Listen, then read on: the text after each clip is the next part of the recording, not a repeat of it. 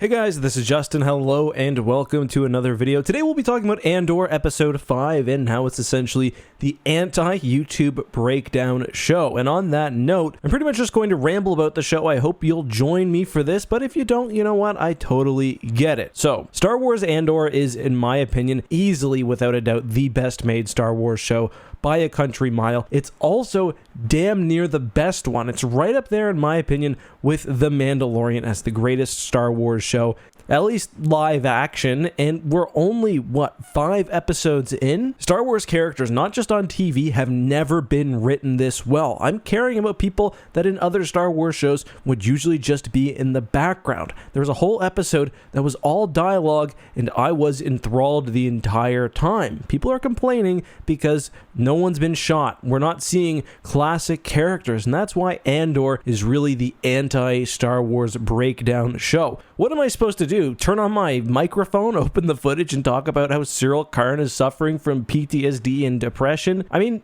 no. There's even some little details in the show, like there's holocrons in this most recent episode, there were tie-ins in past episodes, but people largely don't care because the show is so good and it's standing on its own right. There's not much for me to break down in this show, at least not yet, because it's moving at a pace where things are still being set up. I can't make 10 videos on every episode. The anti-YouTube show, and you know what? I absolutely love it for that reason, and so do, I'm sure, many of you. That's not to say that people who don't like Andor are wrong or anything like that. I'm not that kind of person. And I'm also not the kind of person who says that Andor is the only way Star Wars shows should be. In fact, I think that's not the case at all. I think The Mandalorian contrasts Andor nicely, and I'm really happy both exist. The Mandalorian, especially season 1, was sort of like a serialized Western adventure of the week type of thing, and it was beautiful for that. This is pretty much the exact opposite. It's a slow, thoughtful spy thriller where the Force hasn't even been mentioned once. We haven't seen a lightsaber. Sure, there are silly aliens, but no Clone Wars characters really have shown up, and it's great for that.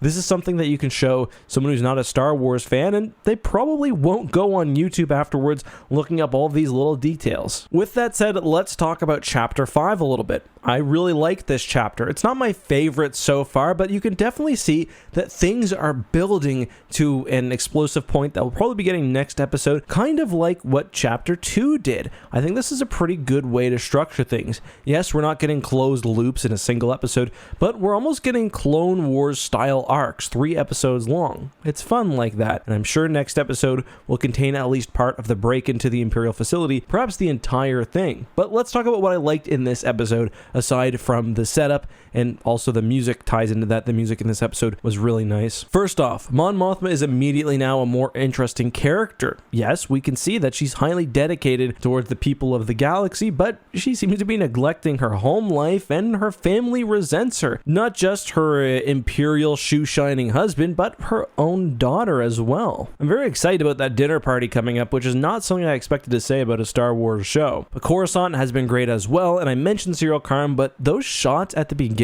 where he's like contemplating his life and the shit that he's going through, so well done. Just a lot more than we usually get in a Star Wars anything, and I really appreciate it for that. Also, his mom, of course, is a very interesting character. I think a lot of us can probably relate to having overbearing parents. Can't imagine it's fun having to return home after failing at your job, even if home is on Coruscant. Regarding Cassian and the gang, I really love the group dynamic, and I'm so happy the show decided not to go with the whole, oh, there's secrets here and it's going to cause tension and the group's going to fall apart. No, this was actually a realistic, at least smart handling of the situation. Cassian got out front and was honest about why he was on the team, and that could have went very badly, which would have been frustrating for a viewer because we sort of know that everyone is in this, if not at least for the right reasons right now, that Cassian's heart is in the right place. So it would have been annoying to see the team sort of self-destruct, and I'm just happy it didn't do that. The group dynamic just generally is really cool. I love all of the characters, which is nice, and again, these would have been throwaway characters in many other Star Wars shows. Here they each have real personalities.